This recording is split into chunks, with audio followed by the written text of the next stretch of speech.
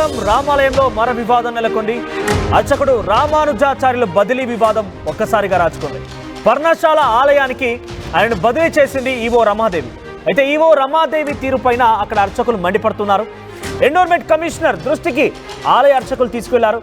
దేవాదాయ శాఖ కమిషనర్ ఆదేశాలతో అర్చకులతో ఈవో మరోసారి చర్చలు జరిపారు. క్రమశిక్షణా చర్యల్లో భాగంగా బదిలీ చేశామని ఈవో రమాదేవి చెప్తున్నారు. అయితే ఈవో వ్యాఖ్యలపైన ఆలయ అర్చకులు ఆగ్రహం వ్యక్తం చేస్తున్నారు. అర్చకుడిని దొంగగా చిత్రీకరించడం సరికాదంటూ అర్చకులు మండిపడుతున్నారు. చర్చల తర్వాత రాత్రి 9:45 అంకురార్పణ పూజలు ప్రారంభమయ్యాయి. అయితే ఈ వివాదానికి సంబంధించి ఒకసారి ఆ దృశ్యాలను చూడండి.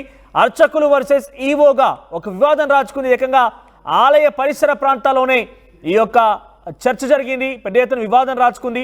ఆ తర్వాత వారంతా కూడా ఒక్కసారిగా ఆగ్రహానికి గురైపోయి లోపల వెళ్ళిన పరిస్థితి. చాలా ఆలస్యంగా అక్కడ అంకురార్పణ కూడా జరిగింది. ఈ చర్చ ఈ గొడవకు కొంత అక్కడ అంకురార్పణ కూడా ఆలస్యమైంది. ఆ తర్వాత కొంత